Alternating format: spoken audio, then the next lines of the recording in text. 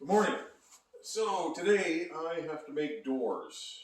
I've got to make a bunch of shaker doors, and then I have to make a version of a shaker door that has a small quarter round interior profile, which is this one right here. So if you put that like that. So a little quarter round step in the door. So I've got shaper cutters to do that profile, to do the tenon end and the stile end. So the side piece and the horizontals, okay? So you can do these with routers as well, and there's multiple ways to do it. This is how I'm going to be doing it in the shop, because I have what I would call a semi-production shop here, meaning I don't make doors for a living, but I do make doors. Because the reason I do this is so that I have control over the end product. So I bought shaper cutters to do this. I paid good money for them at the time, and they've lasted me for years, and I'm quite happy having them. So it was a good investment. But I only do it so I have control over the product. So I've got this, which is that quarter round, step quarter round, and I've also got just a standard shaker right here, like that. Okay, so either way you want to do it, one way or the other. Okay, these types of doors are the kind of the building blocks of however you want to do it. So like for instance, shakers, you can always add interior moldings into it or whatever. So this is a really good way of, the beginner step is a shaker door, because from there you can bridge to almost anything. So anyways, I've got 3 jobs that I'm going to be doing. One is going to be this way in an oak, and the other ones are going to be in paint grade. So I'm using, let's see what I've got. I've got paint grade maple here, and I've got oak over here that I'm going to be milling up to do this. Now, I want to show you how to figure out the sizing of all your pieces. So for instance, so here's the shaker door, which is going to be this one right here. I've written out all my sizes. So for instance, I just quickly drew out a small sketch of what I actually need. So there's 2 doors here, 11 5/8 by 41 7/8. I've got 2 with a center rail in the middle, 23 by 22.5, and then so on down the list here. So how do you figure out what you're going to need? Well, the length of it's pretty obvious. If I need 41 7/8, you cut it 41 7/8. But it's the rail. How do you figure out the rail properly? Well, here's what I do. So my finished size of my rails and stiles is 2.5 inches. Right there, 2.5 inches. Okay. My depth of cut is 1/2 inch, so what's ever left over is 2 inches. Okay?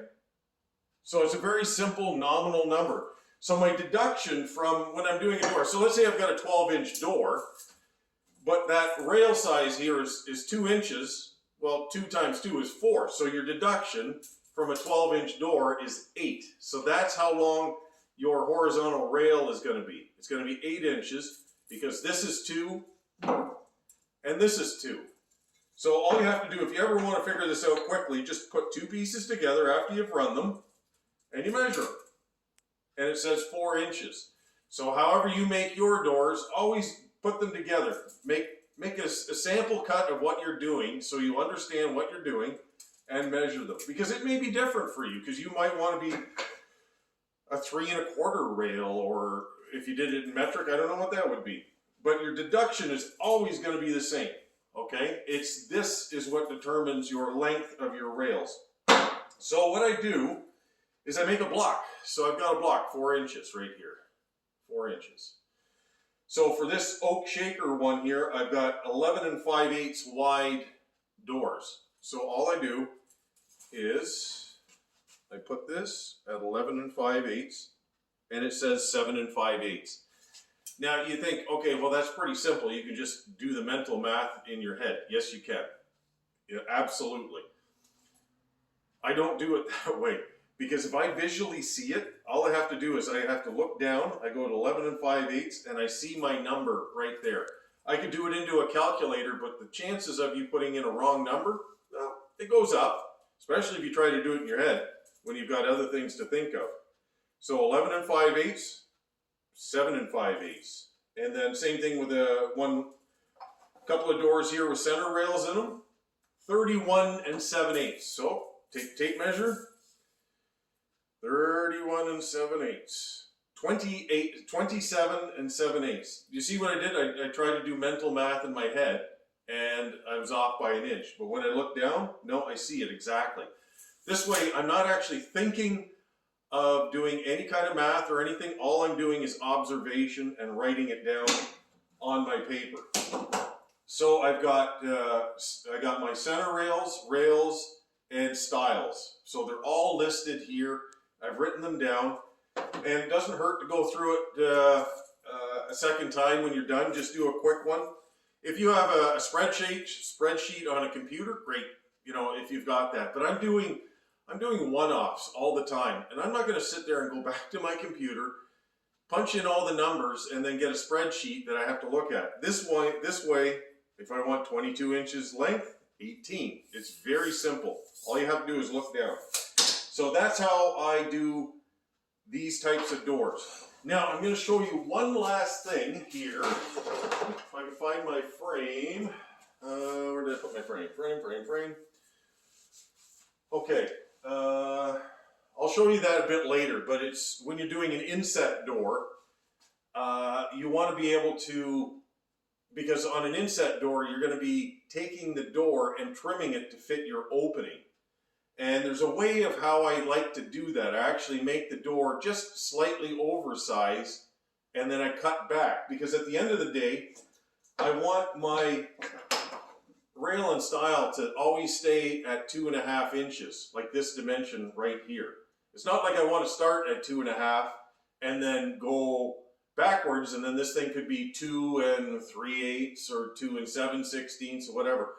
I want that when it's on my finished cabinet 2.5 inches. And here's one of the reasons. If you're putting hardware on a door and it varies from 2.5 inches to 2 1/4, where are you going to put it in the middle? Okay, that means you have to measure each door individually. It's a complete waste of time. So here, if it's 2.5 inches, it's right in the middle of that. It's going to be the same. And that's the reason as well when I'm doing like an inset door, because I have to trim it to fit that opening, I want it as close to 2.5 inches as possible. So when I do that, I'm actually making if my rails are, that deduction was 4, remember 2 and 2, I'm actually going to go a little bigger. I'm going to go 1/16, because that's what I'm going to be trimming off of that door once it's assembled. So I'm going to make that door the exact size of that opening. And then all I'm going to do is I'm going to trim all the way around on 4 sides and clean it up. That's why I'm going with 2 1/16, which equals 4 1/8. Okay, that makes my door exactly the size of what I need. And then all I have to do is trim it all back. So here, again, like, do you want to deduct 4 1/8 every time? Like, 4 inches is pretty simple. You can make that deduction. But if you've got to do an 1/8 now, this is where it becomes tricky. So 20-inch door, I put it on here, 15 7/8. So you see what I mean? There's no math at all. So this is the best way if you're doing custom doors, the way I do it in the sense of a small production.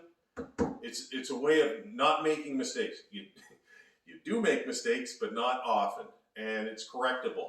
So anyways, hopefully that's helpful. I'm going to take you along on the process of how to break out material where it's cost efficient and the quickest method possible.